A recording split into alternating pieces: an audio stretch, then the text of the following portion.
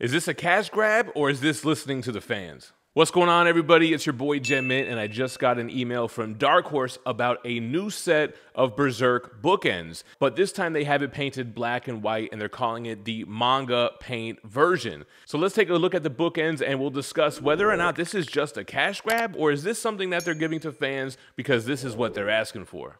So here we are at the Dark Horse website. First of all, I like the fact that they've got this price the same as the original bookends. They quickly sold out, and once they sold out, like collectibles tend to do, they started going for more on the aftermarket.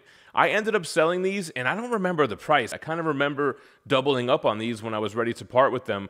And then when Kentaro Miura passed away, I saw them going for like $1,500. So they were definitely sought after. The original here were limited, I want to say to 1,000. I wonder if it says here. Yeah, edition size 1,000.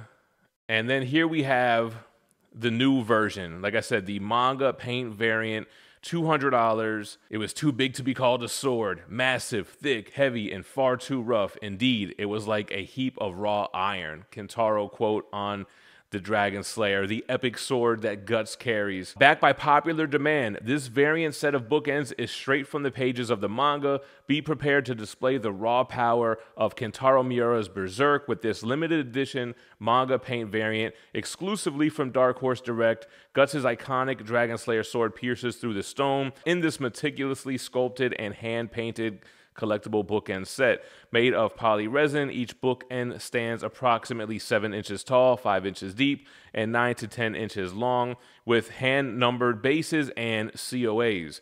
Edition size is limited to pre-orders from now until August 9th. So wow, they're not giving us an edition size up front. They're going to wait to see how many are pre-ordered. I don't know. So they could be making more than 1,000 of these depending on how many people order it. It's expected to ship end of the year, maybe Q1 of next year. Do we have more pictures, or is this? Okay, here we go. So black and white. It kind of reminds me of what they do with a lot of TMNT stuff. I don't know how I feel about this. First of all, gotta show major love to Dark Horse. I first heard about BERSERK through the Prime 1 statues. They caught my attention specifically with the Femto piece with that insane base. And I wanted to learn more about BERSERK, and this happened to be right around the time that Dark Horse released their Volume 1. I read it, I fell in love with it, I ended up reading the entire series.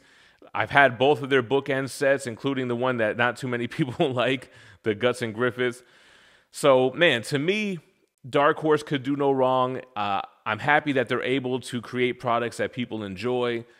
How do I feel about the color variant? I don't know. This happens in statues a lot. Typically, statue collectors like it when this is announced up front. Hey, listen, you know, we're going to make a colored version and a black and white, because people purchase that color version based on the fact that it has 1,000 pieces and that it's a limited collectible. And then here they are a couple years later. Now there's another version of that same thing. I don't know. It's a little bit of a gray area, pun intended, on the black and white here. But here we can see the black blood. It's that same sculpt, so it's going to have nice texturing. It's weird to see it in this kind of white and black paint, though.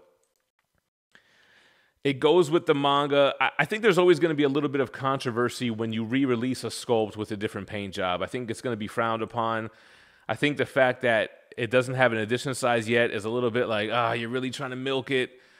But I mean, at the end of the day, Dark Horse is here to turn a profit. They're a business. They have the license. They're able to make these collectibles.